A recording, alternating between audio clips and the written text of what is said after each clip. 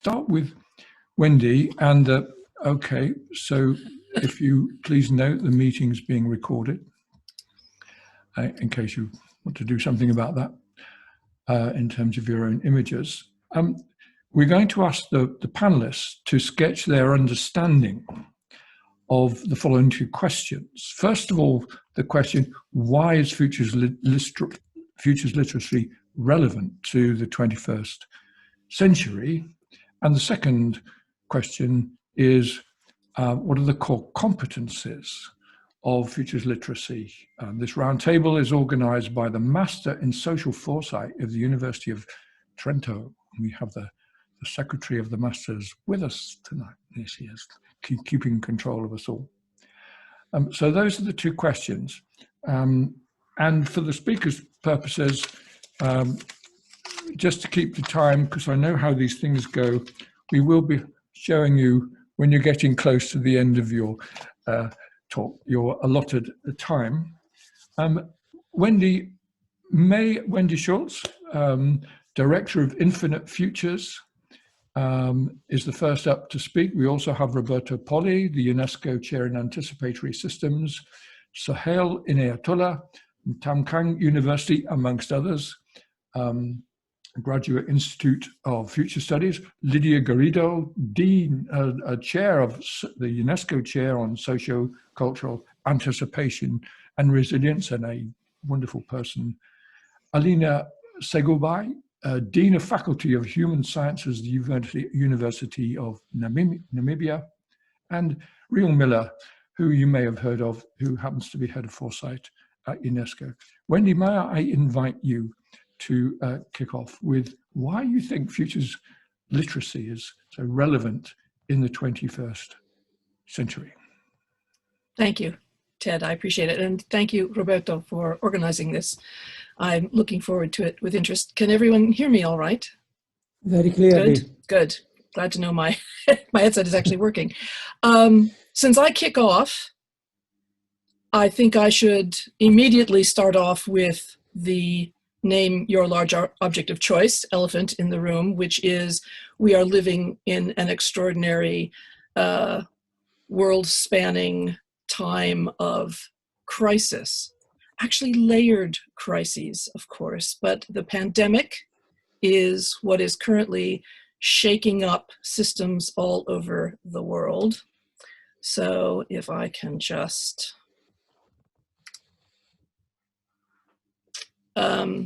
and if you want to get out of full screen mode, by the way, in Zoom, just double click and it will not take over your entire desktop. So this to me really sums up in many ways why futures literacy is more relevant than ever before in the 21st century, especially for those of us who are ancient enough that we began in future studies in the 20th century. So we are 1/5 of the way through the 21st century. Here we are at 2020. And we are operating in a context where many people are looking at the immediate crisis and saying, I'll be happy when this is over, when in fact, of course, we have the more immediate impacts of climate change and environmental crises that are looming over us ever more clearly. And in the 20th century, the environmental challenges and climate change were, of course, a major part of what a lot of futures researchers were trying to make clear to a lot of the people with whom they were having conversations. And it always seemed so very far away. And to me, one of the things that's interesting about the sense of uncertainty and unsettledness that the pandemic has engendered in everyone is that it, to some extent, has captured attention in ways that keep people hyper-focused on that immediate crisis, but in other ways has opened up the space for people to recognize uncertainties in every other dimension that can no longer be put off.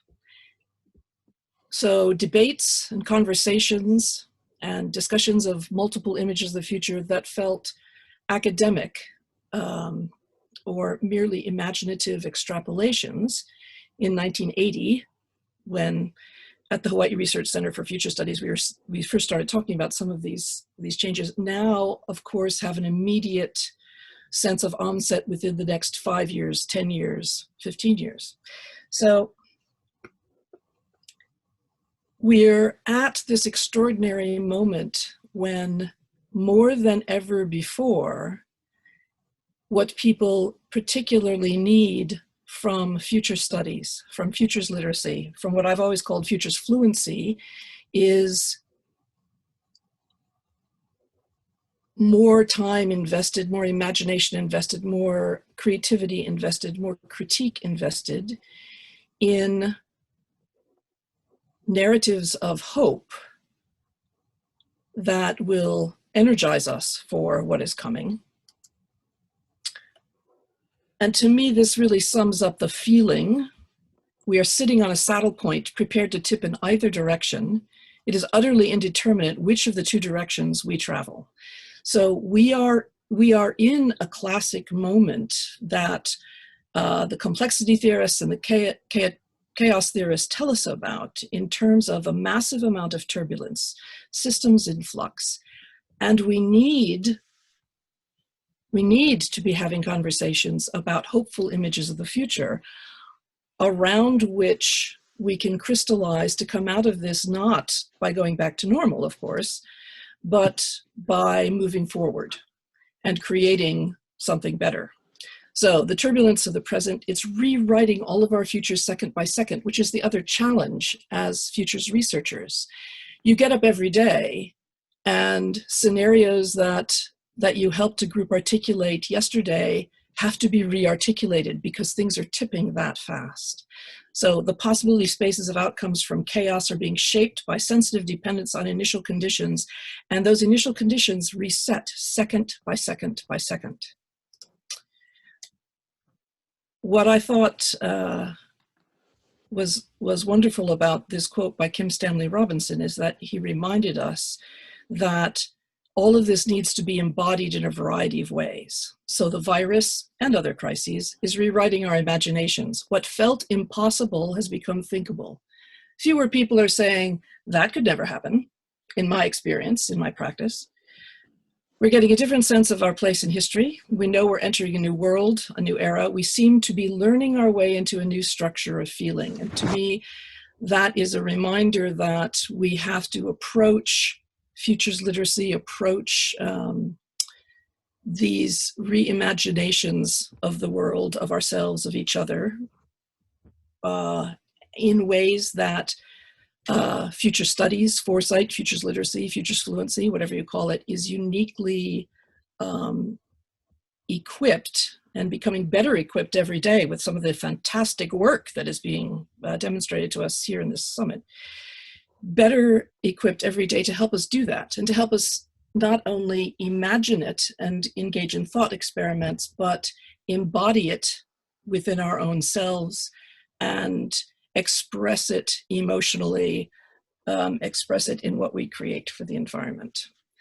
I think I'm essentially going to stop there because I believe my next slide is an answer to the next question. So let me stop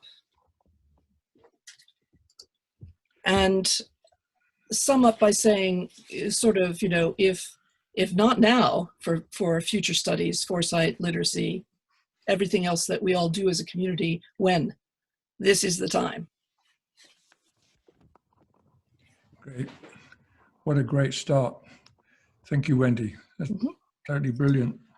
Narratives of hope, phase transitions, imagination, all kinds of good stuff that we need, because we're on the cusp of a very new future which could go any way. I wonder, Roberto,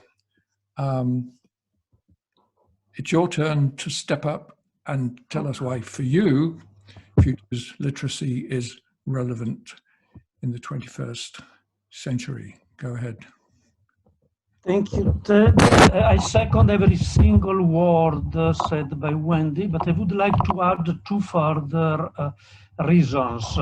First, if a student of mine during her examination came and say, okay, we live in a period of great changes, I suppose I will ask her to go back to her desk. Because there have never, ever a period in history without changes.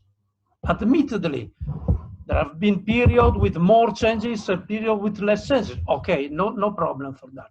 But changes is the normal, is the default situation. So if something distinguishes this epoch from previous historical epochs, there should be something else, not only changes. Eventually, and since I have only a few minutes, I have to skip a number of articulations. What makes a difference, what distinguishes this historical period from previous period is the acceleration of changes. Changes are quicker and quicker and quicker. And this is what creates uncertainty in people, because changes are so quick that most people are no more able to metabolize them. But first, I do not take uncertainty as an enemy. Think for a minute to the opposite situation. Think about a situation that is completely certain. Well, I won't love being there, because a situation that is completely certain, a situation in which there is no room for trying to do something. So some degrees of uncertainty means we can play our cards, we can try, we can fail, obviously, but at least we can try to do something. The problem is where uncertainty is so high, so deep, so big, that we lose our capacity of decision making, of taking decisions. But this way of framing the situation explains or provides some hints about where we have to go. We have to develop the skills that help us to remain active even in a situation marked, characterized by higher and higher and higher levels of uncertainty. Anyway, uncertainty has created a situation. I'm using a strange sentence now. Information coming from the past is no more sufficient for telling us what we have to do. Information coming from the past, this strange sentence, means our experience. Our experience is no more able to provide guidance about the decisions we have to take. Then we should invent something else. Why I used that strange sentence, information coming from the past? Because it provides me a hint about what is missing. We need information from the future. That's why futures literacy is needed. We literally have to invent, to discover, to find ways of working with the future. Call it future literacy, future fluency. I mean, the name is not so relevant. What really matters is that information from the past is not sufficient. We should find a way to extract information from the future and use both of them. Not that we have to throw away what we have done so far, but we need to develop further abilities, further skills, further capacities. So that's the first reason. Working with the future, literally working with the future, is required by the acceleration of changes and by the fact that what we have experienced so far is not sufficient for providing hints about the decision we have to take. Second reason, The acceleration I was talking about has created a divide between those parts of society that have proved able to further accelerate and those parts of society that have proved unable to further accelerate. Exemplification from the first group, well, they're very simple. Finance, for instance, technology, for instance. And exemplifications from the second group is also pretty visible. Politics, education, law. And this raises a problem. There are parts of society that are no more able to further accelerate. So we have to reframe them, discover ways of reshaping them. Otherwise, other forces or other instances will play their role. But the question I would like to end with is about the nature of that divide. Let me crystallize the two possible answers. Is it a fracture or is it a metamorphosis? Fractures sooner or later heal. It means things go back and begin to work again, as before, as it was in previous periods. Metamorphosis, well, they promise something new. Something is dawning, or something may be dawning, may have, I mean, there may be the early stages of something new that is emerging, but if so, the problem is how can we take care of the new realities that perhaps are emerging. And futures literacy can be a tool for helping new visions, new ways of doing things, perhaps a new society, I do not know. But there are hints here and there of something new that is emerging. It is fragile. It is small. It needs care. It needs people able to understand that something new is emerging and able to take care of the novelty and to make it stronger. Because otherwise, well, it can pass away. Thank you. Wow, that's very profound. I thought this was going to be easy. Well, I've tried to be.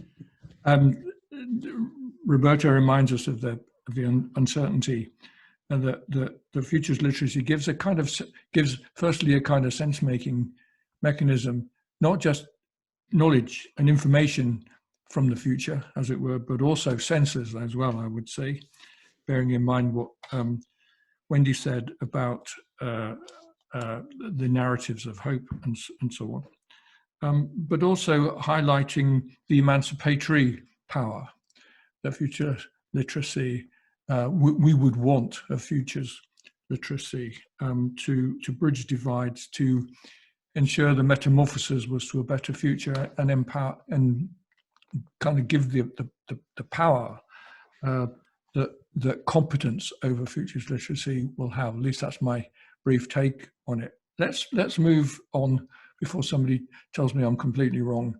The third member of the panel is Sahil Inayatollah, who I think is going to be embodied with us in a dematerial way, but hopefully somebody who has more control of this system than I do. Okay, Sarah will to bring on Inayatollah, Sahil Inayatollah, to tell us about futures literacy relevance. It may mention the word CLA.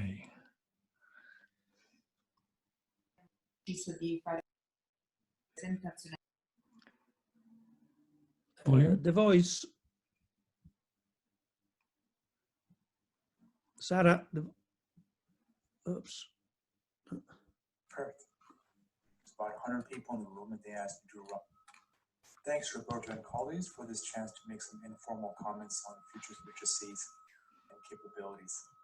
I'll keep it at 10 minutes. So I remember one of my favorite experiences was working on the futures of homelessness in Perth. There was about 100 people in the room, and they asked me to do a little lecture and run a futures workshop.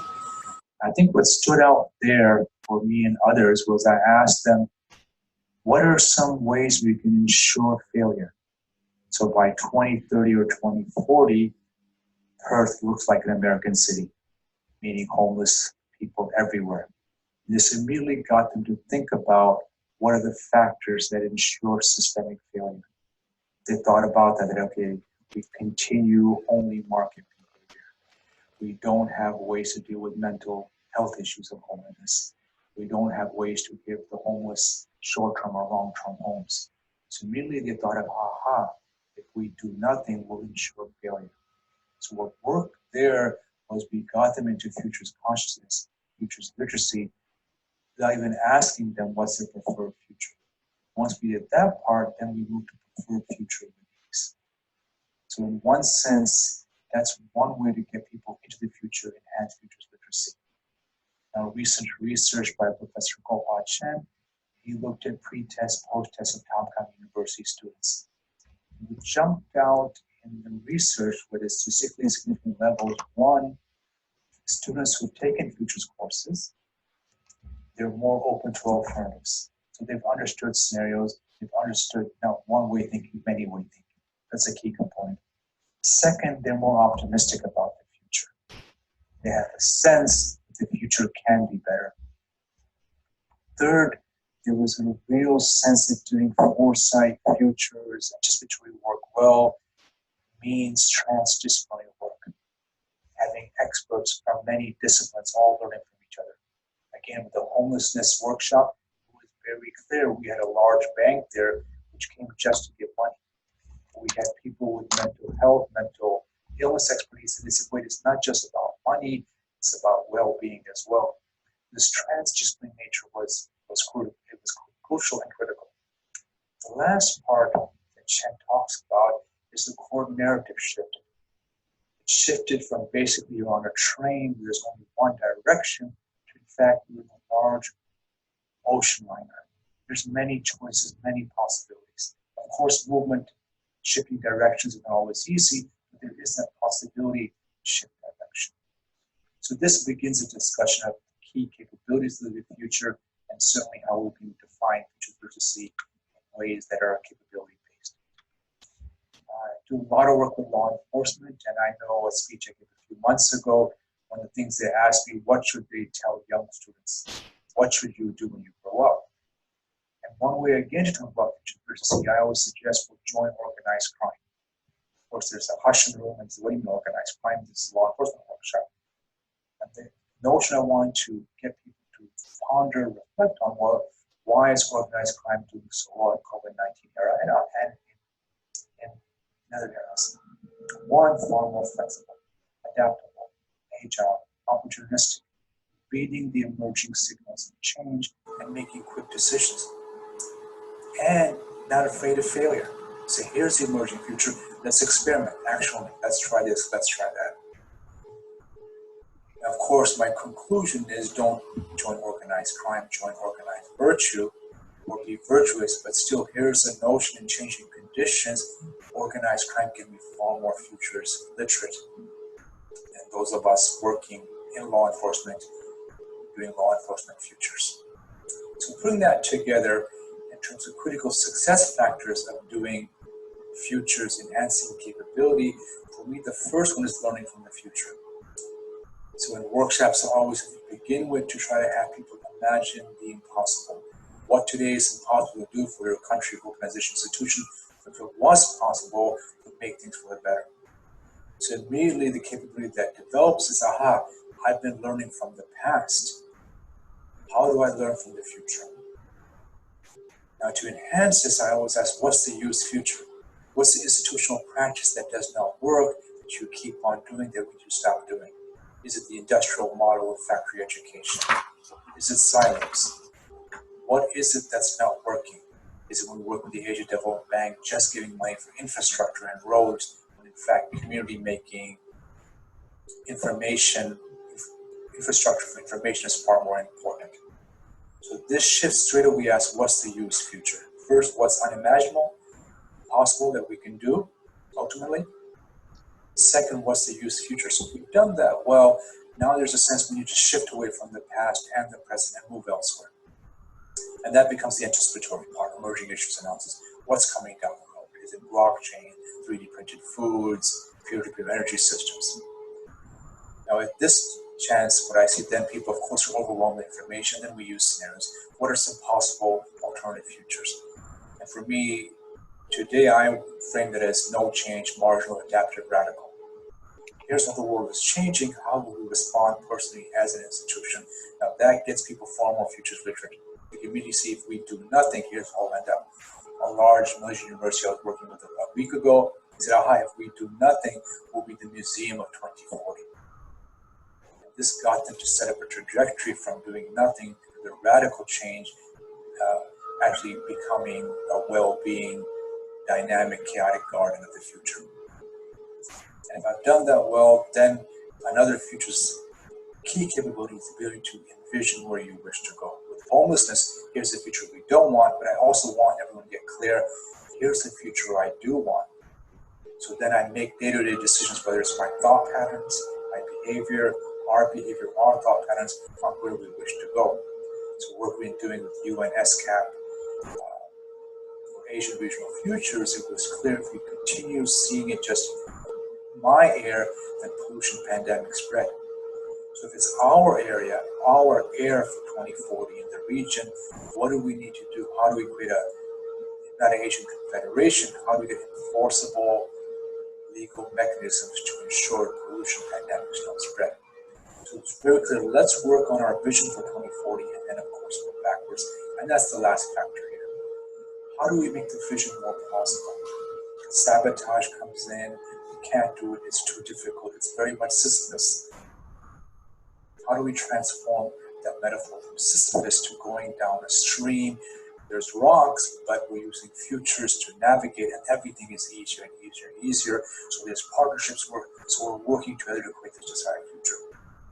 So following Lee's Boulding and many others, of course I use backcasting, that's a key skill. In every workshop, every speech, whether for kids or at the CEO level, backcasting becomes a way to make sometimes for many the vagueness of foresight, vagueness of futures literacy, this is real. If I want my vision to be like this in 2040, clean, green, resilient, fair, confederate Asia, what are 7 things or 3 things we need to do the next 20 years? And then to put it all together, then I use CLA. Again, to me, that's a core capability to link narrative with data. So if today's narrative for if the region is the king of trash, and tomorrow's narrative is basically the dynamic garden, then if that's my new story, what does the dynamic garden mean? How do I then develop data for that, systemic strategies, and what's the cultural shifts we need to do? So rephrasing this, the first thing I want to do is see if we do nothing, what happens? So this is the failure proposition. Then remembering Koha Chan's work, futures literacy in fact works. People are more open to alternatives. They change their narrative. They think it was a transdisciplinarity. They're optimistic. Then I ask them, what are the critical success factors for creating futures? This is moving from mindfulness, reading the future, literacy, core skill sets, to finally to going from imagination to creation. And then it's a very simple process. First, imagine the unimaginable, the impossible. Second, what's the US future we need to jettison? Third, how is the world changing? The weak link of the emerging issues. Do we have the ability to read them? Fourth, do we have the ability to create alternative futures, scenarios, to manage complexity and chaos, to look at difference and find ways to negotiate it that empower me from no change to marginal, adaptive, to radical, transformative change. Next, am I deciding on today or on where I wish to be 50 years, 100 years, the long-term vision? And how do I make that vision real? Use backcasting as a core technique and skill, ability to go from the future back to today, and then of course sealing, ability to find the core metaphor and link the metaphor to systemic strategies, legal changes, technical changes, and to new measurements. We want a world beyond GDP. What's a new measurement? Working with the government of New Zealand, moving from GDP to well-being by 2050, 2070. To the skill set they got out, they were looking at the future of infrastructure, cleaner, greener, smarter, participatory. We changed the question. It was, okay, we actually want to be well-being as a core of all national policy. Then what does infrastructure look like? So this was moving from futures being vague to enhanced futures literate, being enhanced in terms of our ability to be more futures literate, of course then futures consciousness, which is the longer term effort. Thanks so much. I wish I could be with you folks, but we're in different time zones. I hope this was useful. Thanks, bye.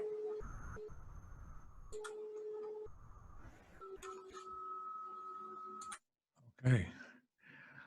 Well, I don't know if everyone heard all of that. I think I got the sense towards the end that I had to imagine some of it. But it's you know, it's a masterclass in, as what Sahel does, in how you engage people in futures thinking to change their perspective. So implicit in this, I think, firstly, is there some kind of intervention, a workshop or something like this, and I think that's a challenge for us, actually. You know, to what extent does this continue the future studies thing of let's run a workshop, let's do an event, as opposed to an inherent capability that individuals have and organizations have without the need for massive intervention. So that kind of being separate. But anyway, that's what Sahel does really well. Disrupting thinking by using counterfactuals. How do you get organized virtue? Which was a question that's been challenging people for the last 2,000 years. And then very much about engagement with stakeholders, learning from the future, to pick up again on what Roberto was saying, and how do you make the future more possible? So then there becomes a kind of action orientation to that as well. All part of futures literacy, I think you would say. The use of imagination, the development of optimism through a realization of what's possible, and underpinning all of that, a framing of the future in a different way, the framing of the narrative by using different metaphor sets, by being critical of the kind of business as usual metaphor and reframing those with the use of new metaphors. I'm sure I missed many things, but that's the sense of what futures literacy means to Sahel, and also some of the competences involved, because he gave us all of that in one go, I think, which is something to learn from. And now I will turn to the next member of the panel, who's Lydia Garrido, UNESCO Chair on Social, Cultural Anticipation and Resilience, who's done many such workshops. Actually, Lydia, you are a wonderful speaker, but I hope you can contain yourself to the time allotted. Over to you.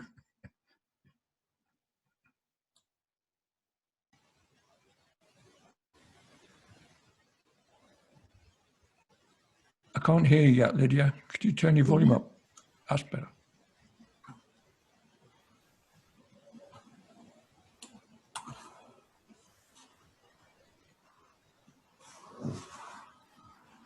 Might need to give something more volume.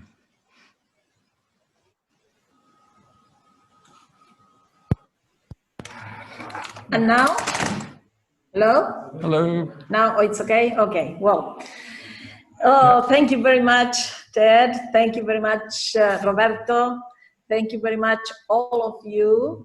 It's a wonderful experience, this summit. Well, literacy is a capacity to decode and code. And also it's a capacity to create and communicate meaning and co-create sense. It is an individual and social capacity, and it's culturally embedded. Futures literacy is all this related specifically to the capacity to create and share meaning using the future. Literally, it specifies literacy capacity and expands it at the same time, because it adds an open potential ontological generative property. In a more precise UNESCO technical definition, future literacy is about distinguishing and articulating different reasons, contexts, and methods to use the future, to see the present in a different way. It is the capacity to open up alternatives for choice. In that sense, it is linked to Amartya Sen's theory of capabilities, which understands freedom as an effective capacity for choice. In other words, future literacy is about empowering agency. One aspect of human agency is how it relates to societal change. And the 21st century is arriving with a lot of surprises, challenges, and options to act and not to act, to discover and create. Future literacy offers an approach to detecting and inventing alternatives and also for changing the conditions of change. In times where the key challenge is not only change, but the capability to distinguish, detect discontinuity and continuity, to create novelty through expanding our imagination, well, I believe that is plenty of relevance for future literacy.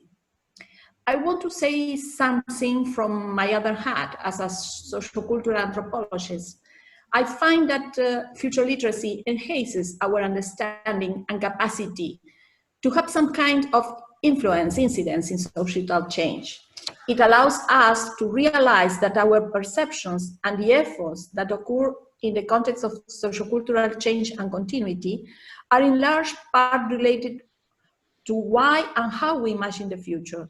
The theories and methods that underpin future literacy as a capability not only give us a frame to study the nature and role of anticipation in social change, but also to facilitate the design and process to open meaning creation.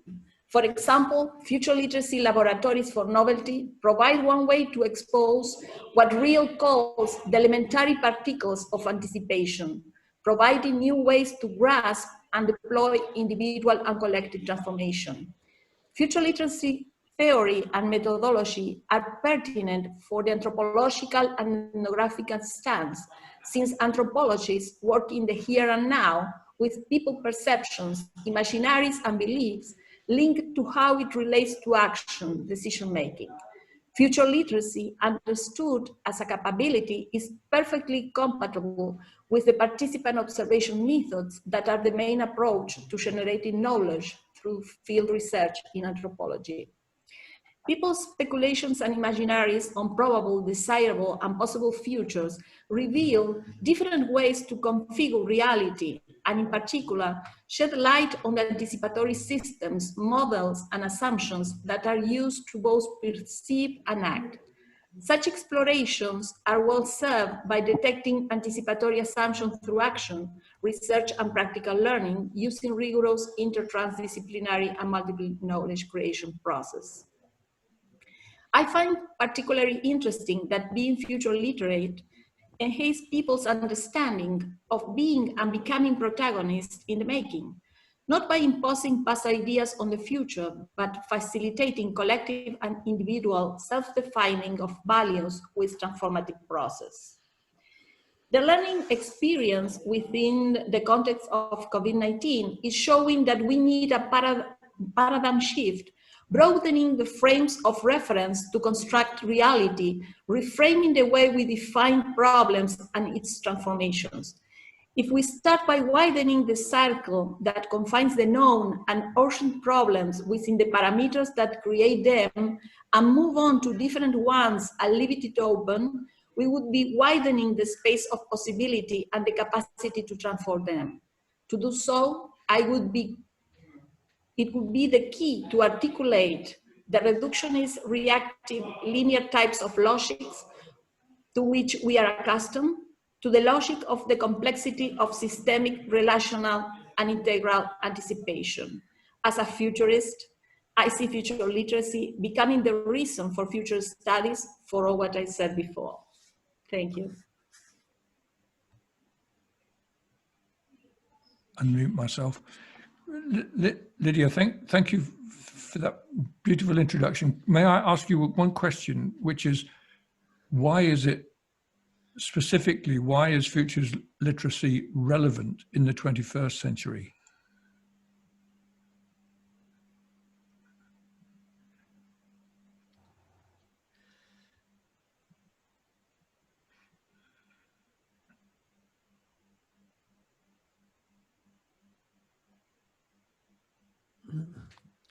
Hello? Hello, Lydia. Yeah, we've got you. I mean, you've described what futures literacy is, I think, from your perspective, very eloquently, actually. And what do you think it has a particular relevance now, or do you think it's something that has been continuous? Does it have particular relevance now, futures literacy?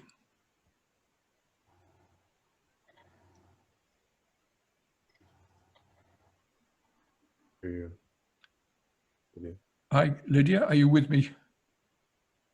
Wave if you can see me, hear me. We can't hear you. I don't think so. Your microphone's not working, Lydia. No, with the headset, your microphone isn't working, so I can't hear you, Lydia. Okay, we'll come back to you later. Hello? Ah, yes, hello. Have you hear me? I No. can now, but for the first time. Okay. Sorry. Okay. My question, can you hear me? Sorry. Lydia, can you hear me? Possibly not. No, okay. In which case, we'll move on to the next panelist for now. Alina Segovic, I hope I pronounced that correctly, Alina, Dean of Faculty of Human Sciences, University of Namibia. Tell us, Alina, why is futures literacy so relevant in the 21st century? Good day, colleagues. Just a small correction. My university is Namibia University of Science and Technology. It's a younger sister to the University of Namibia, which is UNAM. Thank you very much to Riel and colleagues who have invited me, Roberto, to this session. And I will start my own intervention by just highlighting one thing I gained yesterday from a lecture from the ongoing Science Forum South Africa, which was an interaction between Professor Homi Baba and Professor Prem Lalu. And they were speaking about this very issue of time and temporality. And Baba highlighted a very important point about the way in which sometimes we respond to events. In this instance, how we get caught in the moment, the everyday moment, as he called it, whereas oftentimes there is this long durée, as he called it, of time. I'm an archaeologist by training, and I come to this field, future studies, from that very perspective of the long durée. And I always try to put into context that very long-term context, events as it happened, including, of course, the COVID pandemic. I have not to undermine its serious and very important impact on our humanity currently.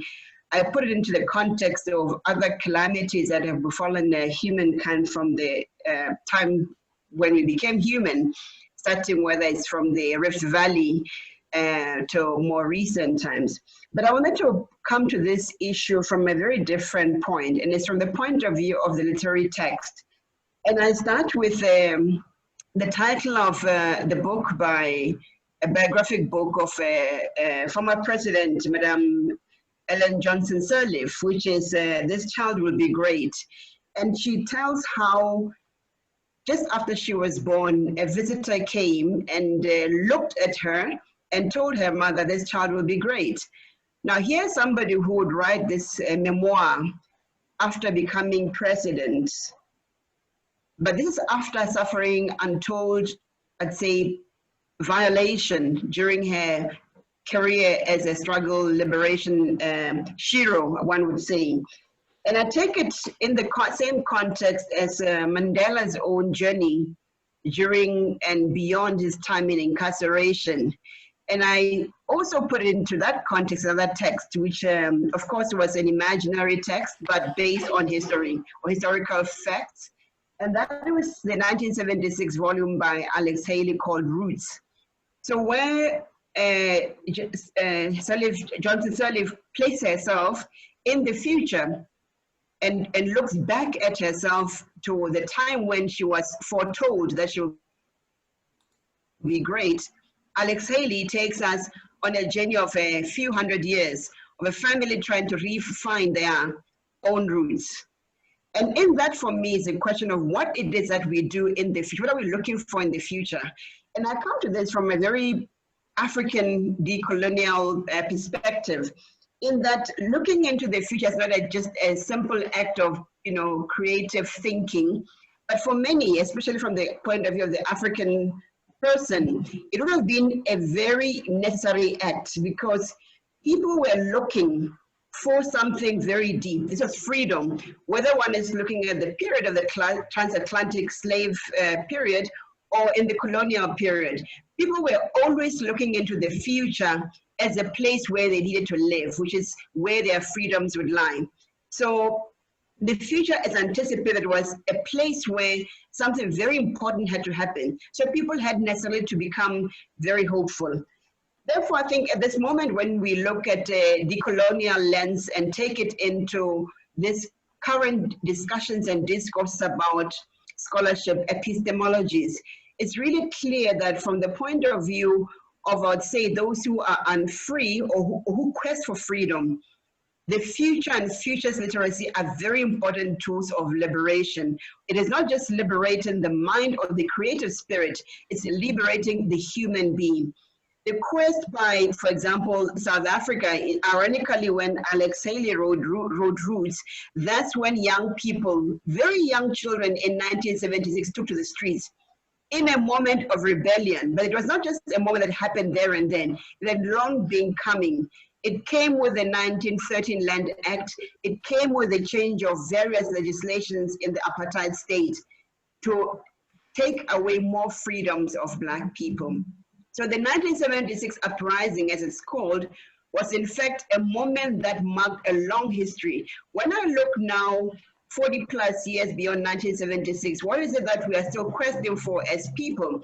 Most people quest for freedom, not just as a state of being at peace, but as a state that is shared and enjoyed by a global humanity. So I think from the point of view of my own lens, I see futures literacy as very critical in helping us unpack why human beings need to be free, need to be at peace, and need to be able to, I'd say, anticipate the enjoyment of a better future. It could be freedom from want in terms of hunger, or freedom from distress in terms of environmental distress. But the collective desire for freedom and liberation are the kinds of underwriting principles that says we do need as tools of operation, futures capabilities, futures literacy. And I think for me, coming from the point of view of a continent that is very rich in myths and steeped in I would say, the oratory, I can also go back to a similar text that was written and still remains very critical to us today. When Chinua Achebe had his protagonist, I'm glad Lydia used the word protagonist. When Chinua Achebe had his protagonist, Okonkwo, sitting on the edge of a moment of change, and he was reflecting as a man in his community who was losing his know-how, his dignity, and eventually loses in a hopeless way to that what he thought he was not able to contain. It's a very interesting moment because in that very space, new things were birthed, new capabilities were birthed. So I think from the point of view of my lens, I see the moment now as we see new emerging voices of changing narratives, or the quest to call new narratives to birth as critical. And I'll conclude by saying, when I look at the current I'd say global solidarity movement around fighting for especially gendered freedoms, the fight against gender-based violence, they invoke in me that very idea that we are not yet free. So we cannot let go of those tools that help us to construct new futures that will be free or will have us being free in those futures. So because we have an unfinished story of who we want to be, especially how we want to imagine our humanity, whether as a Black female or as a collective world, the idea of being free in the future means I cannot relent in trying to find and make those tools, whether it'll be imagined in my personal space or in a collective space, how we are going to architecture the future in ways that will enable not just ourselves, but others, a collective of others to be free. And this is where the beauty of Mandela's moment comes in. Mandela was able to resist the temptation to take a short-lived freedom in the 90s or earlier, because he said from where he had come in suffering, from his incarceration, he envisaged greater freedoms being accorded to many more people beyond himself. So in a dignified way, one wants to see these tools and being able to give that, I would say, liberatory capability to not just oneself, but many others around the world in terms of a global and shared humanity. And I think, just to conclude, I'd say when we look at what makes futures literacy critical and exciting in the 21st century, it's the capacity to use more or newer tools that are now enabled by technology. I personally prefer the oral, I would say, storytelling perspective, because that's where my own, I would say, histories would lie.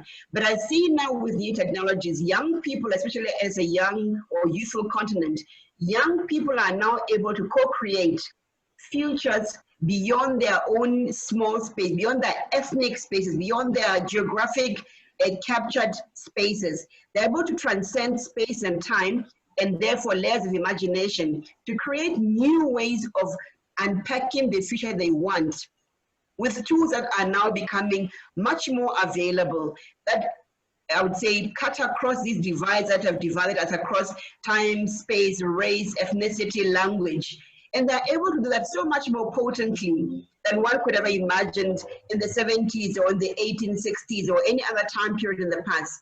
So for me, it's this excitement that there's a beautiful future in terms of the combination of ideas, orality, and technology, and also the taking away of, I'd say, the, how can I put it, the blinkers that make it impossible to see beyond those limitations of color, race, gender.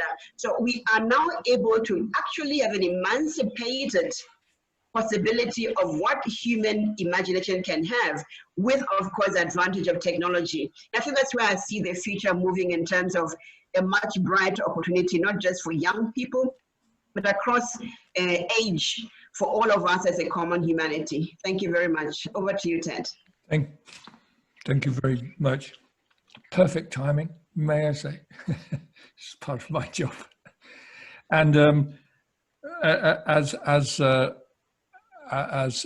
Stefan and Jane has commented in the chat, you know, the power of a story and the way you tell it is demonstrable in what you've done. By the way, I just remind you, all of you, that there's a chat box and lots of good ideas and comments coming through there, and a few links to work people are doing. So that's probably the chance to share thoughts and ideas in the chat as we go. Alina,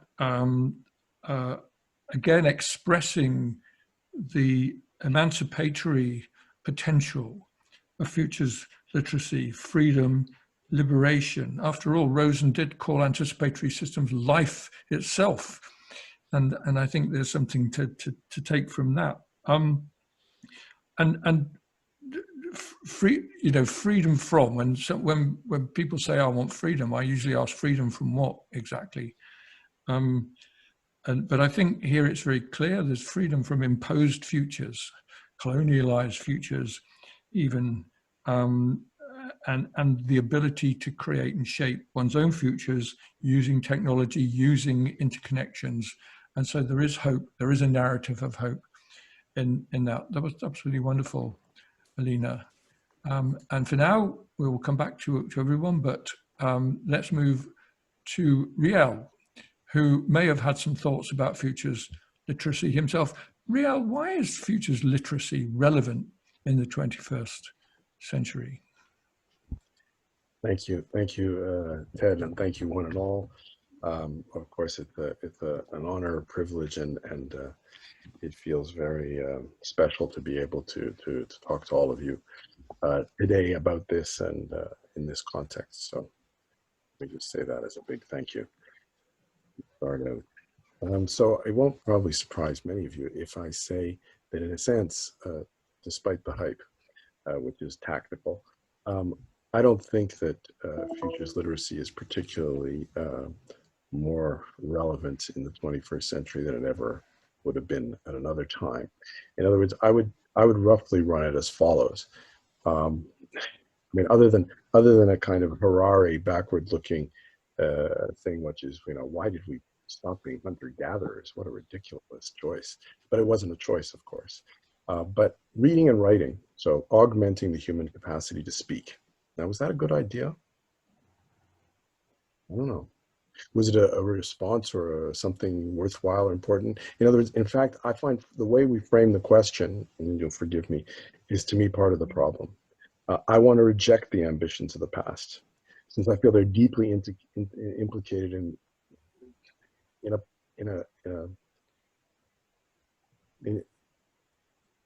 kind of tragic.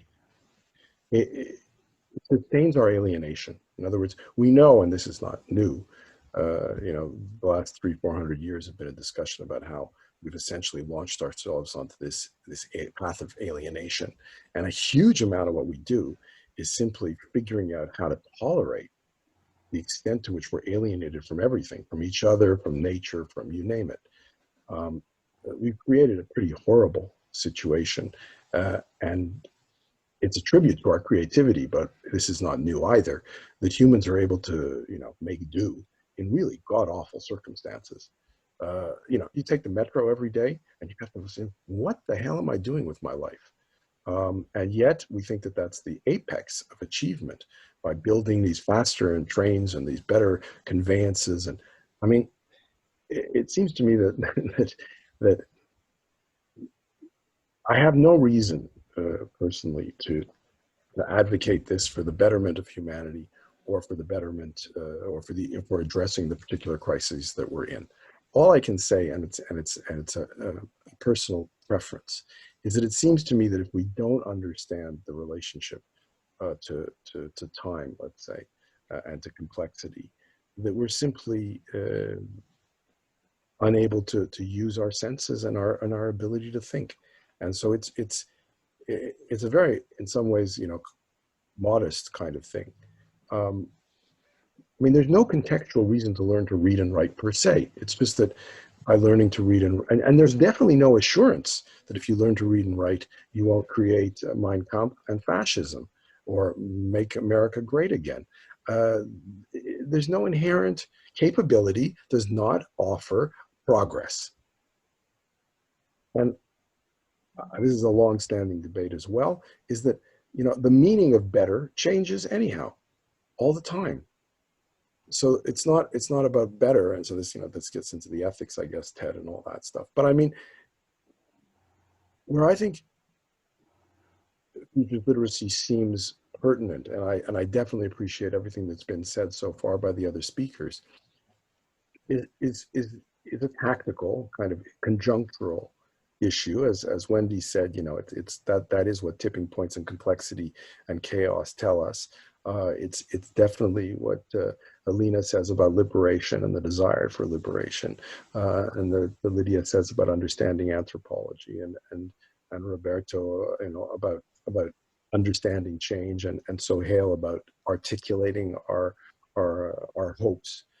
It's about all of that for sure, but I'm a child of the 20th century, and I'm fundamentally suspicious of ideology, fundamentally suspicious of teleology, fundamentally suspicious of pretension, and the extent to which our arrogance disconnects us from each other and from the world around us. And what happened to me when I started to think about the future with collective exercises, as people probably know, in 1988, I ran my first big futures exercise in Ontario, is that we were just in prison. We just couldn't break ourselves out of it. We were just, running around in circles and circles and circles about improving existing systems.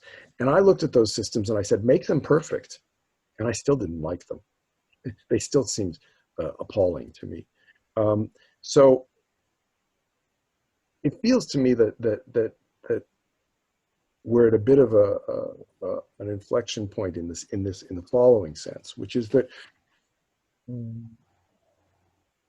the curious, and it wasn't a choice, it was a kind of outcome of a lot of different happenstances, that universal compulsory schooling allowed us to deliver universal reading and writing so that the machine could work, so that the peasant could become the worker in the city.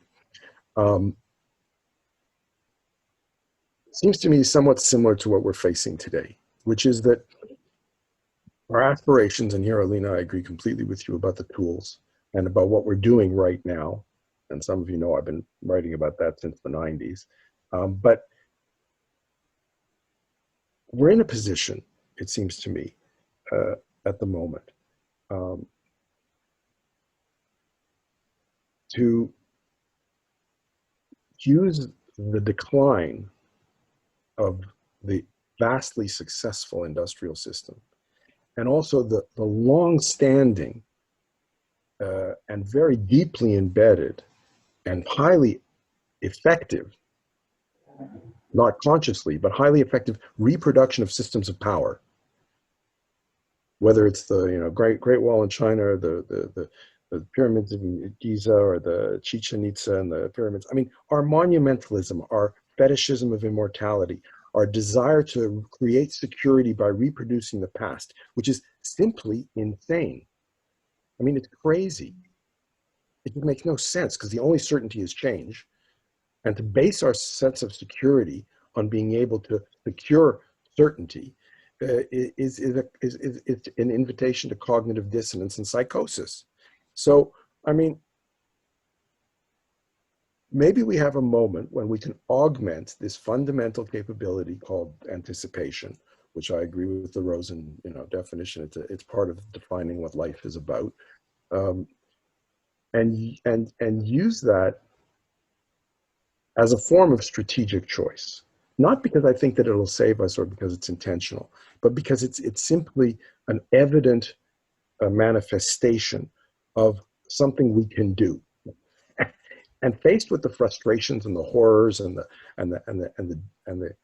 the disappointments and the waste, the terrible, the tragic waste of the meaning of life, of well-being, of the ability to enjoy. I mean, life should be play. It should be fun. It should be meaningful. It should be about learning. It should be humble and integrated. It should be in harmony. It can be. And yet we construct these systems which make it so difficult to get there, so difficult to be alive. I'm postponing my life until I retire. Come on, it's lunatic. So, I mean, I think we have to, kind of in some senses attack the root of it all, which to me is our relationship to complexity and emergence and novelty. And it seems to me that futures literacy is a skill in the same way that it augments our ability to speak, augments our ability to use anticipation. And I have no idea where it's going to take us, and I don't know if it's going to solve any problems at all. But it seems to me that it's just an evident way of dealing, kind of responding to something we're able to do, which is to augment our imagination and to not be structured by the desire to reproduce security, because it panders to those in power, which is basically the formula that's been running everywhere for eons. So, I mean, that's kind of my pitch here. I mean, you'll gather, of course, that I don't think that humans influence much. But that doesn't mean that the understanding the future is not important. And that's precisely, I mean, people have heard me say this a lot before. I don't care about the future per se. I mean, I don't want to conquer it. I don't want to colonize it. I don't want to be in control of it.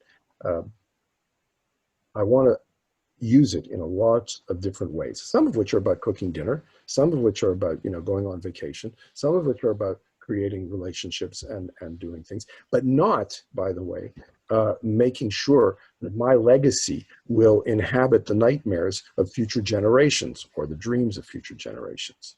Where's our generosity? This is another thing, is that because of this distorted relationship that we have to the future, we somehow end up having this need to think, well, what am I going to, am I going to be remembered? Well, maybe it's, why not have confidence, and why not have the gift of opening up space for future generations to do their own thing? Why do we have to live forever in their minds? All of this seems to me to be very, curious. And I think we can consciously, and it's in that sense, it is a way of constructing the future, do it differently. But I think we're doing, in my view, in order to do it differently, we have to do it for a different reason. And we have to do it with a different logic and different epistemologies. And there the storytelling comes in, and there the Tao, so the not doing, comes in. And these are not, so I'm not talking about things that are new, and I think a lot of indigenous cultures and a lot of historical, spiritual and mystical traditions have pointed to all these aspects of the world around us. But I think that one of the things that this is all about, and I'll end on this point, Ted, is that you have no choice but to live in the period in which you live in. You're born there. And for some curious reason, it seems to me to be relevant to be able to try and articulate this aspiration, so it is an aspiration, in terms that make sense in the time that I live in. And therefore, as an international civil servant, a technocrat, and as somebody who has spent my entire life thinking about how to be useful, in a sense, the best thing that I can do is figure out how to not be important. That to me has been always the basic definition of leadership. So if that's what I can leave with. Yes, thank you. Thank you, Real. May I just ask you to repeat that very last sentence? There's a crucial sentence, and it was not something, and I didn't get it. So everyone else may have heard it, but I didn't. So it has to do with leadership, and to me the real sign of, well, the way I conceive of leadership is that you're not necessary, that you're not important. Oh, leadership is not necessary. Okay. Well, leadership in the sense that you don't impose, or you don't kind of occupy. Good. Okay. Thank you. And as people have already commented in the chat, it's good to have a radical view infused into this debate. I thought I think it really is quite interesting the way that in this room tonight, everyone is constructing the meaning of futures literacy in their way, according to their agendas and their needs. And the sponsors of this conference and UNESCO itself is kind of creating meaning and constructing meaning about futures literacy. They're hanging on to that. It's a new idea, literacy, fairly new idea. And they're making meaning, and Real brings his own meaning to this, which is he's played a big role in the development of this, which is about, well, it's about using our senses, about increasing the use of our senses to take more account of the future and be more attuned and aware of that capability to do that, and be aware and be more comfortable with emergence, which goes back to this question of uncertainty that was discussed earlier. And I think also to be critical and to be radical, and in that way to be free. I think that's what Riel is saying roughly, but I shouldn't put words in his mouth. He has plenty of his own. And what we do now is to move to the second set of points around the question. We talked about why it's relevant, or well, the panelists have, and now the second question, which has been posed by University of Trento Masters in Social Foresight, is what are the core competencies? If as Riel says, the futures literacy is a sense of as a kind of capability or competence or an ability to widen and use one's brain to the full in terms of taking account of the future, then what kind of competencies or capacity does that imply? If we are to develop the skills in other people or in ourselves, what is it that we need to develop? So I go back to Wendy again, if I may, Wendy, and ask for your response to that question, having been primed already to answer that question. So completely well. And I am going to steal back possibly a couple of minutes from what I did not use. I'm also going to start with this again. And actually I may not, can that be seen pretty well? Without me going to full screen, which is hard. It's hard to actually see people when I'm on full screen. I want to go back to this just for a second, because I wasn't talking about this being a time of changes. Yes, change is eternal. This too shall pass. This too shall evolve, whatever. It is a time of planetary crises. And especially, I want to underline exactly what Alina said about COVID. The pandemic is a blip in history. The planetary crisis is not a blip in history. That is happening and will have impacts in geologic time. So to now direct us to the core competencies issue, one of the things I'd like to say, and I'm so glad to be following Riel, and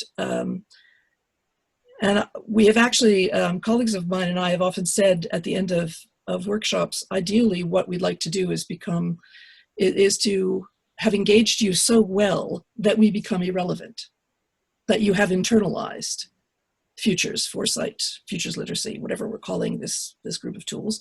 And so that, I can in fact go on to spend most of my time cooking and raising my roses. So, but having said that, almost every practitioner I know has some core framework, right?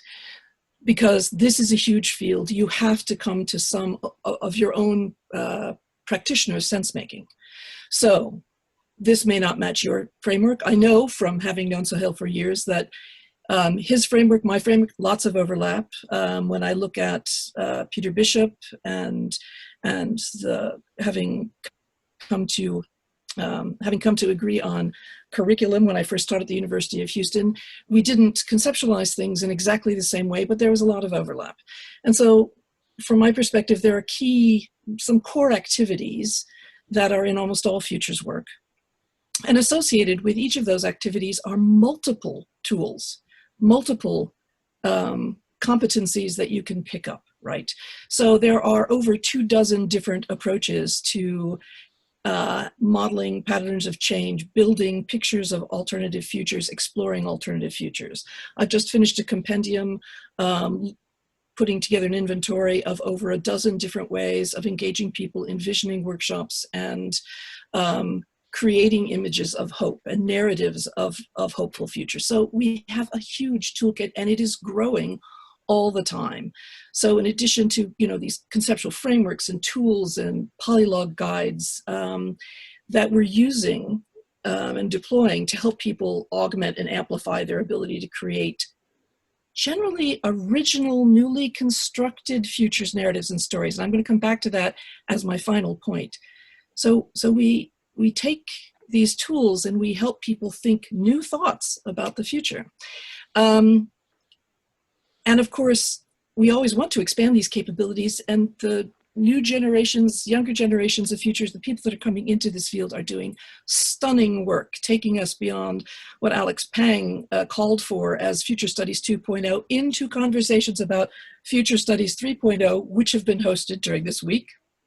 Congratulations on that. And incorporating design and drama and neuroscience and physical embodiment and understanding how thoughts about the future impact your body and how your body can affect how you think about the future. Speculative fiction, narrative traditions and storytelling, warm data, thick data, and of course, using some of the amazing information and communications platforms that we now have for distributed and crowdsourced change exploration and futures exploration, crossing boundaries, crossing time zones with our conversations about the future and how we imagine futures. So, and one of the things that I regularly am introducing to my graduate students are all the new platforms that are available to help them think systemically, to help them hook up with other people and explore the future in new ways. And one of the things that I want to touch on just briefly is sort of the future and time. We've been talking about the time. And quite frankly, I've always thought about the future in a sort of visual image of humans existing suspended between times, that the now is a very ephemeral notion, right? So that it's like we're on a bead on a chain sliding back and forth between our memories and our understandings of the past and our possibilities of the future. And in a recent polylog, in a recent conversation about narratives and futures of time, I was gifted with the metaphor of a blanket instead. So I now think of it in something that actually fits the metaphor of chaos and attractor basins better, of I'm sort of sitting on a blanket at one of those beach parties, if we want to get really specific, and the edges of the blanket and the corners are being held by the chains of generations of all those came before me, and also the not yet here hands of those who are going to follow after me. And they're rolling me around a bit on that temporal landscape and that landscape of change where there's a lot of possibility and there's a lot of instability, to highlight Roberto's point about the fact that a lot of the frames of old strategic foresight are very focused on managing uncertainty and coming up with tactics and strategies that maintain stability, right? And instead, we're really being bounced around all around the space of this beach blanket of time, if you want to hold on to that metaphor. So one of the ways that we can really help sense make the understanding of all that turbulence, and also decolonize a lot of those monumental structures of power, is engaging in diversity and working to decolonize our thinking and ensuring that we take in comparative views of the past as well as the futures and the presents and how people are experiencing all of this change very differently, so that we're creating these mosaics of multiple cultural views, privileging none above the other. We're thinking critically about all of this. And also remembering to decolonize the time frame from the moment to the longue durée, to the heat death of the universe, right? So we are working with the very young and the very old in terms of placeholders and stakeholders of pasts and futures. And that, of course, draws on a lot of what people more versed in these disciplines than I am are talking about and working with in terms of futures literacy and ethics and epistemologies and knowledge frames. And it ties in with the work that I'm doing with Zia Sardar and Jordi Serra and the folks at the Center for Postnormal Policy and Future Studies, where we're really trying to engage with what all of this means in terms of the challenges of kind of addressing the chaotic context, especially during postnormal times, whether those are flashes in the pan or not. So again, most strategic approaches assume stability and not post-normality. And I will be the first to confess that I have worked with groups of folks, with clients, businesses, organizations, nonprofits, who do want to kind of come down on the side of how can we create the kind of dynamic balance, a stability of dynamic balance that lets us negotiate and bounce around this changing landscape, these instabilities, but have a sense of at least the stability of forward momentum in some way. So to kind of round this out, if I've not totally used up my time, so a lot of people fear uncertainty rather than celebrating its ability to challenge the monumentalism of embedded power and entrenched ineffective systems, to borrow from Real. Thank you for that. And one way to do that, I'm going to challenge another core concept or core truism in future studies, because Real opened the door for that. And one of those core concepts is there are no future facts. And we've all heard various people say that, to which I usually counter to my grad students, but there are an infinite number of narratives and stories and images and possibilities and artifacts that express the future in various ways. And one of the things that I would argue, so this is the point I'm ending with, despite the fact that I can tell you all about millions of kinds of tools and that I can help you create all kinds of interesting exploratory scenarios and visionary preferred futures, narratives about them, artifacts that express them in alternate ways, that let's first celebrate the imagination that exists and use celebrating the ideas about the future that are already in people's heads and that are already ambient in the culture that I quite frankly don't think we spend enough time looking for, identifying, inventorying, asking people to share, and use that to augment our imaginations and enrich our thinking beyond literacy in the tools to fluency in the images, to knowing the image slang of the future and the image poetry of the future in ways that work like Sohail's with causal layer analysis does. And really understand the images ambient in the imaginations of everyone on this planet, all the hopes. And think about images as attractors. Remember that we are the future facts because we are the infinite images of the future. They are embodied in each of us.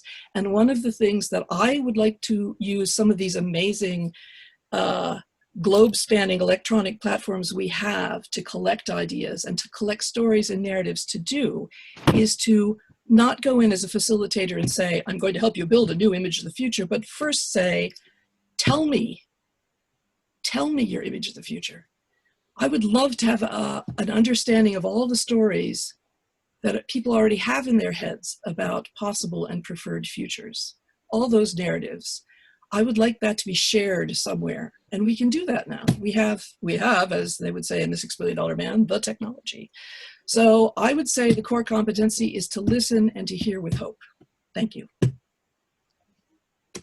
There we go. Very, very detailed addressing of some of the competencies implicit in futures literacy, explicit in future studies. And for those interested in the kind of a wider range of thoughts about futures literacy, I point out there is a special issue of Futures Journal under construction at the moment, edited by our next speaker, or co-edited by our next speaker, in collaboration with Per Koch and also Getchi Karuri Sabina, none other than Roberto Polli, who is going to give us 5 minutes view on the kind of competencies implied by futures literacy. Roberto, over to you. Thank you. 3 quick aspects. About leadership, I think we all agree that the old-fashioned command and control version of leadership is not something we would like to have anymore. This is pretty clear. What is not clear are the alternatives. There are many different alternatives. Some of them have been tried, some have to be explored. So there are many question marks on here. But anyway, I think that there is a criterion we can assume for distinguishing what should or could be done from what may not be the case of doing. It is the difference between opening up or closing consuming futures. I think that what we do or not do is good or bad according to whether it open up new, a wider set of possible futures, or on the other hand, it consumes some of the futures. This is, so to say, a kind of abstract, perhaps, I don't know. But it's nevertheless the beginning of a criterion, something we can use to distinguish between actions that may deserve to be conducted and actions that may deserve to be forgotten. Last element, I think that when we discuss the issue of futures literacy, we should focus on both terms, not only the issue of future, but also the issue of literature. What is that term? What does it mean to be literate? If somebody replies, learning to read and write, this is an exceedingly hollow reply. Being literate is much more than that.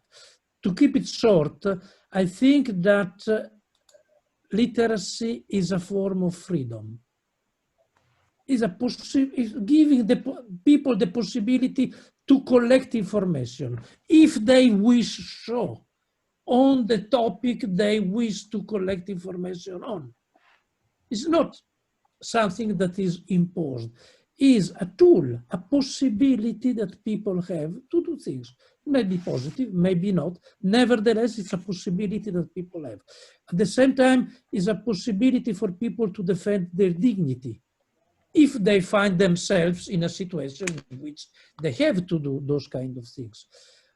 So literacy from that point of view, I think it's something that may accept, but there is a specific issue I would like to defend.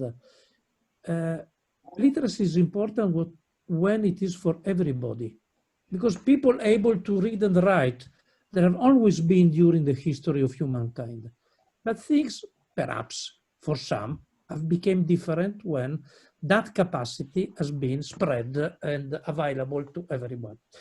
Then the futures component of futures literacy. I think that the main issue, or one of the main issues, is that we are going to face, we may like it or we may dislike it, doesn't matter, but we are going to face unprecedented problems, issues, situations.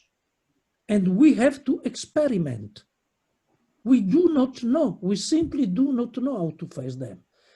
Be it the climate change, be it the problem of demographic changes. I mean, you name them, there are as many as you like. And most of them are entirely new. We have never had in the history of humankind changes like those. And then we do not know the answer, that's all. And then, okay, let's try to do something. We may fail, of course. We very likely will fail, no problem. We may even succeed, perhaps locally. But anyway, since the problems are new, we have to make experiments. We have to try. We have to explore possibilities in order to discover what may locally provide some help or diminish the degree of sufferance, of problems for people, these kind of things. So there are many question marks open. Because the situation is, in many respects, new. And then the best we can do is to open up new possibilities for trying to discover what, at least locally, may provide some kind of result.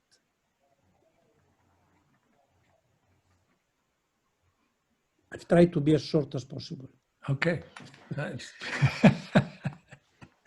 Well, you used some of your time earlier. Anyway, we won't go there. Open up. So the kind of competence to open up the possibilities is really the crucial thing for you, because literacy is a form of freedom and should be for for everyone and futures literacy is, if you like, expanding that purview from the past and present to imagined the development of the imagination, that kind of message. Yeah, brilliant, absolutely brilliant. Again, such a rich set of views about the competencies here. We had a presentation from Sahel. I don't suppose he's got a second presentation. I assume that was all in one, because he did talk about competences at the same time, which means we move on to Lydia Garrido, who has already spoken once, UNESCO Chair on Sociocultural Anticipation and Resilience, and in Uruguay, and she's back on with us. She had some technical difficulties, but I hope you can hear me okay. Linda, please unmute and go for it. Thanks you for your 5 or 6 minutes on this chosen topic.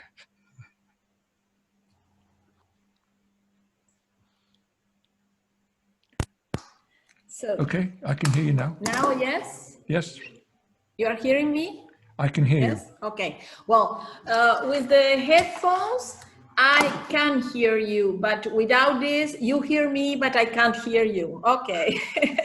Well, I will start with the most general and transversal deep competence that I found is a competence to orient ourselves in cognitive dissonance or dissonance. That allows us to embrace uncertainty, surprise, undeterminacy, making sense of it, although not necessarily knowing, and finding them as an opportunity for creativity to explore and expand our capacities, not only to be free, but also make sense of our freedom. Therefore, I'm saying that a future literate person has enhanced competences for creativity, curiosity, exploration, experimentation. Future literacy is also a competence to invent, innovate, find new ways of think and do. In this sense, it accompanies a continuous evolution of reinventing ourselves. Expands confidence of oneself and in relation to others. Future literacy is a key competence for collaborating and for co-creating, share meaning, understanding, and also for coordinating actions and doing collectively.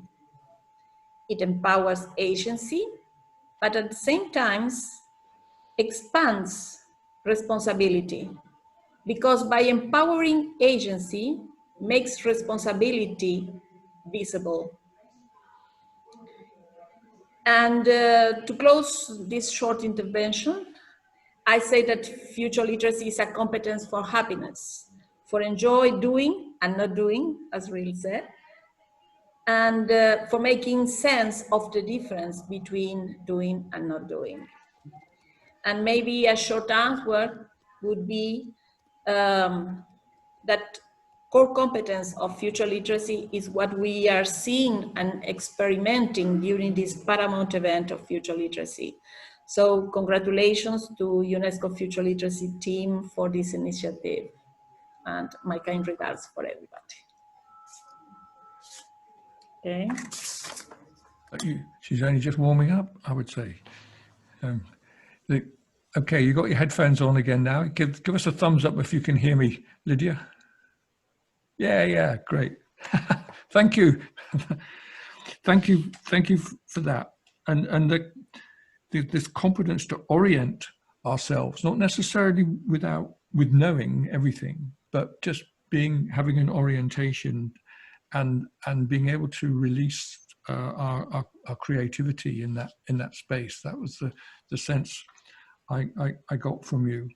And then lots of ways of creating and co-creating knowledge you were talking about, and the capability and competence to do that, which expands agency. That was your argument. So those competencies are kind of ways to develop our agency and our ability to create our futures for ourselves and for others is the kind of thing I was hearing. Thank you. This is incredibly inspiring, isn't it? It's amazing. Just all these ideas from Wendy, from Roberto, from Sahil, from Lydia, and from Alina, who I'll invite now to come back into the frame. Alina Sigobe from the University of Namibia. Alina. Hi, Ted. I'm going to still correct you because my employer would be very hurt to know that I've been loaned to UNAM. I'm from the Namibia University of Science and Technology. Oh, so we sorry. are the baby of science and tech universities on the continent. Okay. I'm going to start tongue in cheek, perhaps to try and thread what Riel said almost. I'm not quite sure what voice he took, but more, I think, positively for me is what Roberto said. And it's again going back to Achebe. Achebe, in one of his lines, speaks of the lizard that jumped from a high roko tree to the ground and said he would praise himself if no one else did. So I'm not sure between Riel and Roberto where that phrase fits. But it spoke to me because it's about leadership. And both of them spoke something about leadership as something perhaps that is going to take a back seat and do something when they do something. So I missed something there about the agency. But my take on this one was the issue of competency, was whose competency are we actually looking at? The doer or those that you then read? And I think it's critical because as a student of archaeology, again, one of the mistakes we made perhaps in reading something, a text, came in the study of rock art. In that globally, again, borrowing on the, I'd say almost the, how can I say, false beauty of Western science.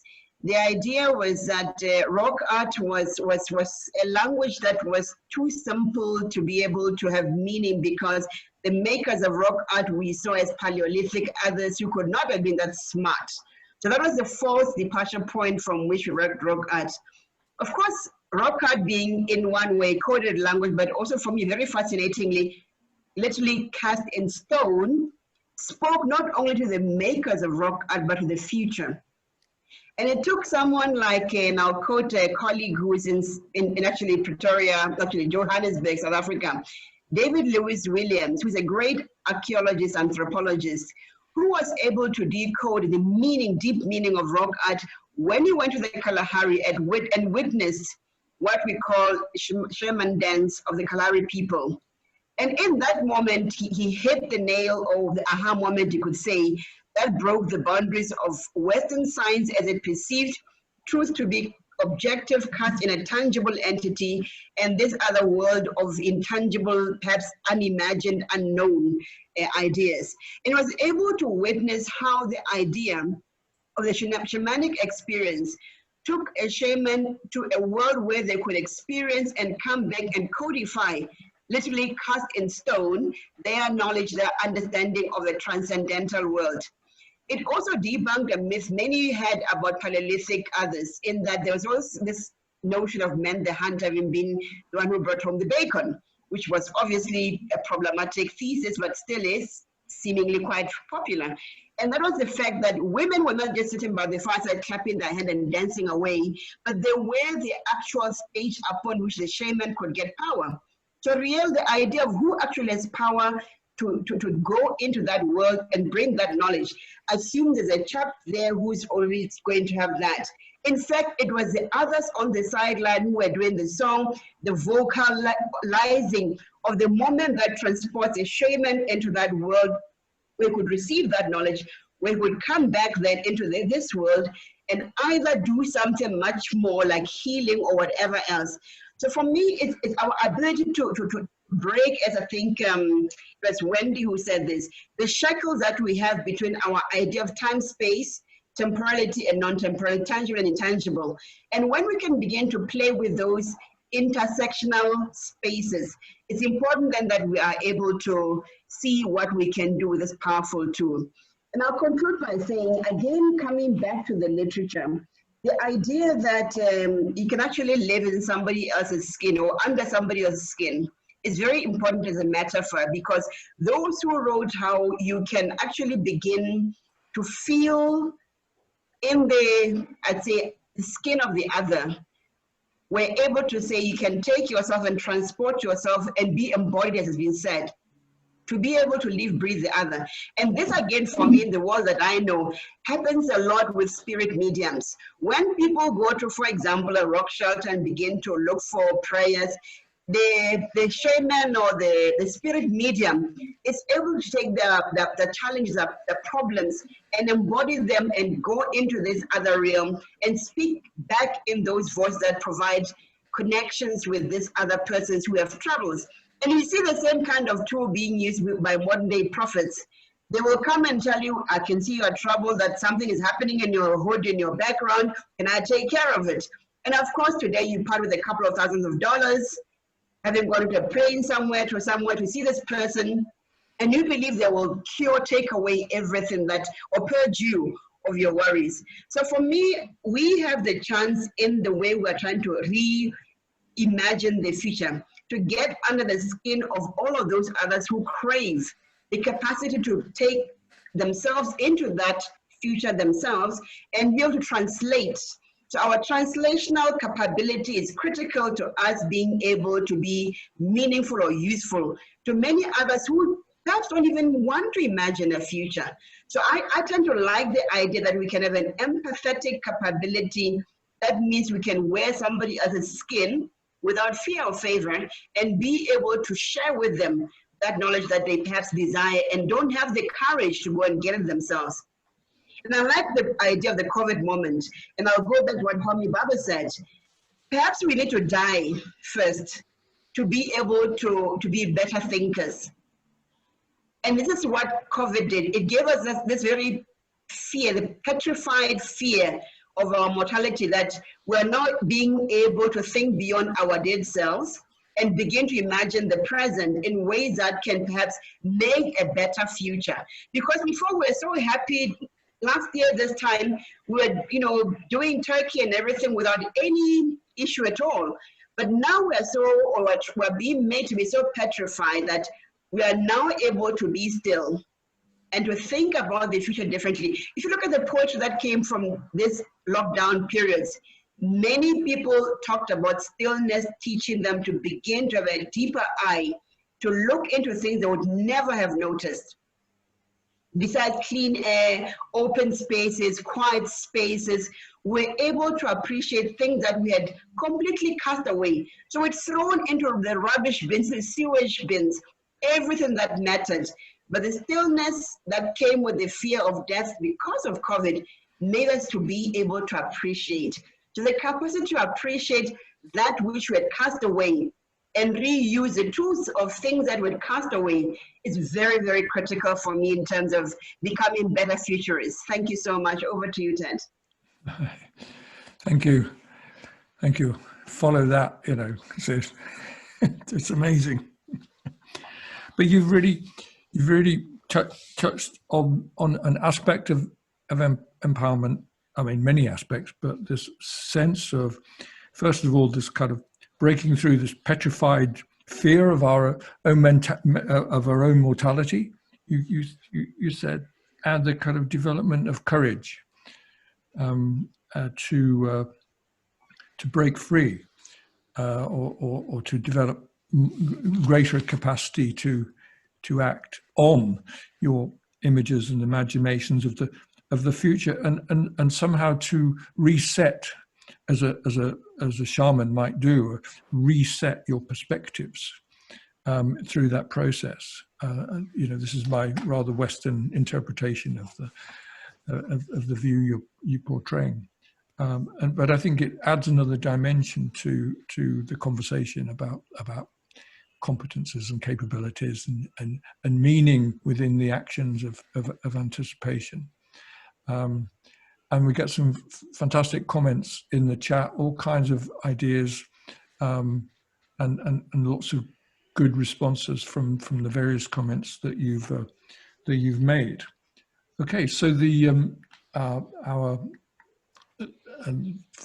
other panelists, who we now invite back to talk a little bit more about competences, but I don't suppose he'll actually accept that question. I think the first thing you learn with Rio is whatever wherever you ask, you necessarily get the answer to that question, but rather one that Real thinks is more important. Real, what question would you think is important to address? Thanks, Ted. This time I'll be conventional maybe in a way. Can I share my screen and just put us over onto this? So can everybody see that? This is the Futures Literacy Framework from the book Transforming the Future. And I want to say pretty emphatically that I think that the entire discussion today demonstrates the point that I think needs to be made, which is that future studies is about anticipatory systems and processes. And future studies study the origins, the creation, the sources, including fluency, that is built upon the study of a particular topic. And therefore, future studies is the study of anticipatory systems upon which we can build capabilities. And those capabilities need to be able to distinguish different categories of the way in which we use the future. And that I'm very hopeful that other people will propose categories that manage to make sense of this capability. But as many of you know, I've offered this framework as a way to make sense of those capabilities. And each time that I see a futures activity, whether it's Sohail or anybody's activities around the future, I see them moving through these different competencies. In other words, they address different aspects of AA1, AA2, AA3, AA4, AA5, and AA6. And I think that those distinctions allow us to design for the processes and to describe research and results, and allows us to understand where the shaman sits and where the Delphic Oracle sits and where the McKinsey forecaster sits and where climate change forecasts fit, and that provides us with a basis for design and a basis for interpretation and a basis for research and a basis for teaching. So I believe that we're at an inflection point from the perspective of this capability, because we are now able to define it not in terms of tools, the epistemological preoccupation of the post-war period, nor with the preoccupation with Man on the Moon, Manhattan Project, or some objective, some form of ideological goal, industrialization, for instance, or building skyscrapers, but rather understanding that the position of scenarios and images of the future is a dime a dozen, and that they're just in some sense, the epiphenomenon of what future studies and anticipatory systems are really all about, which is the creation and the use, the effectiveness that those images have in terms of what we perceive. I'm not so interested in decision making. I know that there's an important relationship between the menu and what you choose, but I think that it's a mistake to think that future studies has much to say about decision making. I think there's a lot of other fields that have much greater insights and also roles to play in decision making. I think that future studies, because it's the study of anticipatory systems, is about those images and their role in perception. So I'll stop there, Ted.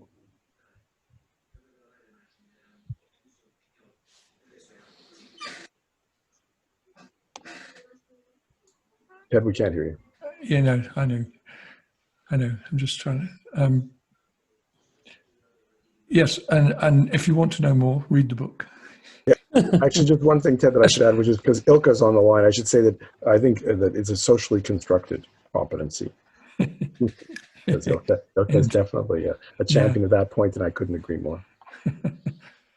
Okay, so we have just a few minutes left for this meeting. We finish at on the hour. I want to return first to our host, Roberto, and his team at Trento, because I think if anyone should have the last word, it should be them. My question to them, and perhaps more widely to the panelists and to the groom, to the whole group of all 57 of us at the moment, is what next? Where do we go from here? But Roberto, may I turn to you to make some kind of concluding remarks as you are the host, and maybe addressing the question of where we go. from Well, here? no idea. No idea. Oh, well, no it's going to idea. be emergent. And this is the whole point. We are in an emergent situation. Exactly. Well, So candor is a key competency. well, exactly. But first of all, thank you to everybody for an exciting roundtable. I can add perhaps one or two sentences on my perception of future studies. Some of you may know that I am primarily I would say a theoretical guy, but I think that future studies as a field is primarily an applied one. I mean, when a future exercise is conducted with a community, with a company, within a school, doesn't matter the host. But I think that, well, let's say this way, a future exercise that does not translate into a decision, for me, is a failed future exercise. I do not look at the future because it is an exciting intellectual adventure, for sure. It's one of the most exciting adventures I ever had in my life. So no doubt about that.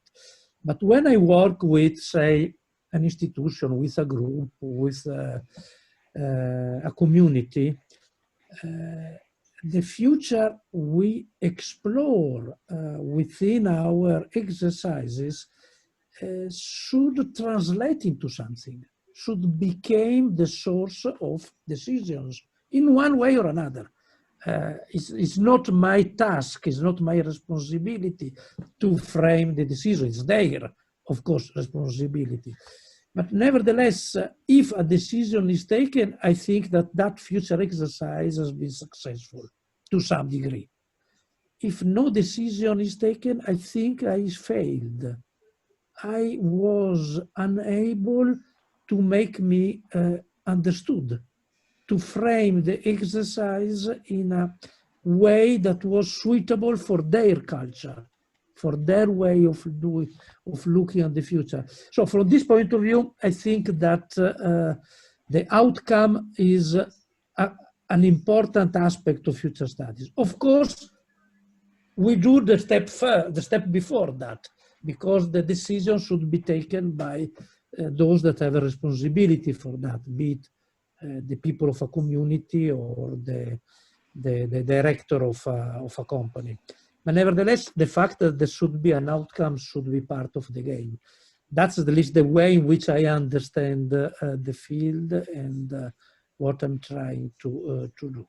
This said, there is an enormous amount of purely theoretical issues that are worth exploring. I think that future study is still in its infancy. It is in its early day, even if, well, there have been 70 years of experience, but still there is an enormous amount of issues worth discussing. And the round table of today has shown that there is an enormous amount of valuable issues that need to be explored, developed, and eventually translated into some concrete application. Wonderful. Just from a practical point of view, the session has been recorded, so possibly that will be available. I don't know if you're going to make that available publicly or not. Secondly, the chat. Yes, it will be publicly available. The chat is amazing. There's all kinds of great ideas and comments in the chat, because people didn't really have a chance to talk because it's such a large audience and it was a panel presentation. But I think and so I just wonder if you should be able to copy the chat at the end of the. You can save the chat. You can save the Zoom chat. allows you to save the chat. I was just trying to do that, but I think the host has to do that. Okay, I'll try. I'm not sure I will be able, but if you go down at the bottom of the chat, there should be a ... If everybody agree, say yes. Yes. Okay. Yes. Okay. She is the master and controls all. Okay, great. Ted, Oh, Yeah, sorry. Go ahead, Wendy. Go ahead, Wendy. I just want to say something, well, two quick Yes. things. One, that relates to the burgeoning number of UNESCO chairs. Well done, yay, UNESCO. That connects directly with the comment Roberto just made about future studies, shall we say, a lot of the energy in the field going to applied. That is an economic problem. Because if you aren't a professor, if you aren't working in a university, no one pays you to do theoretical work. I mean, and yes, you could choose to do it yourself, and that has its own problems, but you get paid to do the applied work. And if there were more futures programs, if there were more futures professorships, and thank heavens that there is now this emphasis on creating chairs so that it is raising the possibility for that. But you literally, that's what we need the universities for, because there's a lot of exciting theoretical or interpretive work that could be done in future studies, but there literally aren't enough resources to support it. So that's a problem. But the other thing I want to say, so thank you, UNESCO, for the concept of futures chairs. But before we go, I also really, really want to say thank you to Real and the entire amazing team that created the summit. And thank you, Roberto, and everyone on your team who organized this roundtable. And thank you, fellow speakers. Wow, you were all awesome. So. Yeah, that's right. So